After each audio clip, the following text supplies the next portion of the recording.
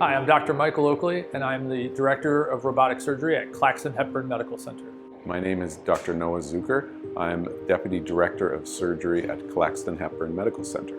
So with this piece of technology, there's a few main pieces of equipment. There's the actual traditional robot that we think about, which is sitting next to the patient at the bedside, which we say is docked to the patient. And that's where we load these sophisticated instruments.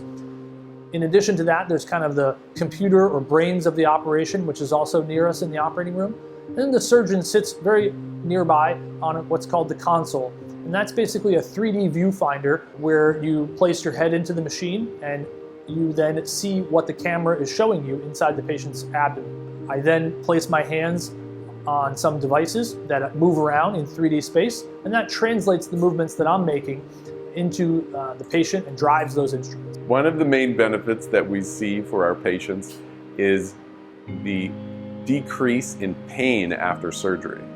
And that's really the main driver for our robotic surgery program, because we're able to provide superior care to our patients with less pain and faster return and recovery to work or their usual day-to-day activities. Not every rural hospital has this technology. It's been a major investment, both financially for the hospital, as well as for us training the staff. At this point, we're one of the few hospitals in the North Country to have a robot at all, and we're the only hospital to have the XI in this region. It serves as a marker that the hospital is invested in bringing the latest and greatest technology to this rural area, just like everywhere else. So no longer do you need to go all the way to Burlington in a snowstorm to have one of these operations. We can take care of you safely right here at home. Not everybody is a candidate for robotic surgery.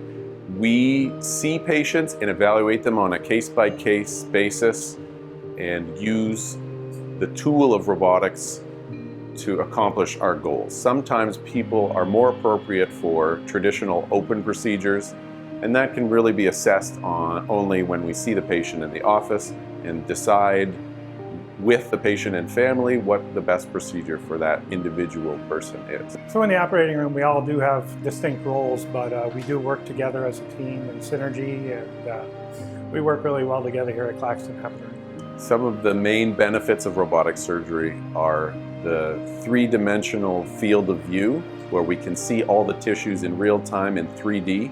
It recreates what we do in a traditional open procedure using a minimally invasive approach, and that's the main benefit of doing an open type of procedure with less pain and a faster recovery.